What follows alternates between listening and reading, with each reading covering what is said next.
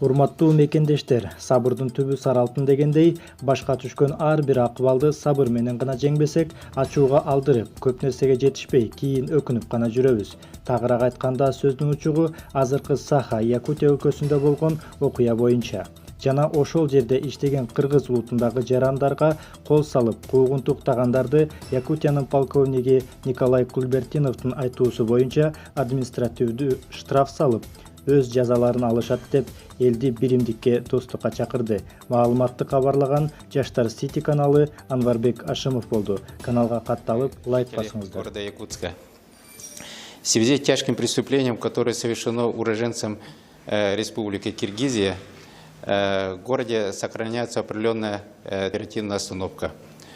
После того, как триумфом выступил глава нашей республики Айсен Сергеевич Николаев, народ вроде бы успокоился, но в то же время сегодня продолжались определенные провокации с точки зрения, что молодые люди заходили в магазины, где торгуют лица киргизской национальности овощами, продуктами, и в том числе и киоскам, и им предлагали прекратить работу. Поэтому такие факты зафиксированы в городе Якутске. В настоящее время группа молодых людей задержана сотрудниками полиции, состоявшейся вот такой оперативной остановкой. Я жителей города Якутска предостерегаю в каком отношении, что вот этой ситуации, которая случилась, да, органы внутренних дел практически разобрались. И в настоящее время лица, допустившие и совершившие это тяжкое преступление, они арестованы. Все-таки мы люди терпеливые, народ здесь бескорыстный, мы доброжелательный народ.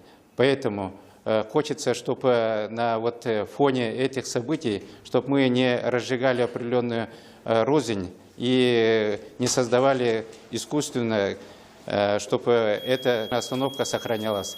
Не дай бог, молодые люди будут привлечены и к административной ответственности, или даже уголовной ответственности за те деяния, которые они совершают по городу Якутску. Поэтому хочется сказать таким образом, что давайте беречь друг друга, давайте будем потерпеливее друг к другу. И я думаю, что это органы внутренних дел по всем вопросам, которые сегодня возникли, мы все спокойно, внимательно разберемся, проводятся оперативно-профилактические мероприятия по городу. В настоящее время проводится операция «Нелегальный мигрант». Оперативная остановка находится под контролем.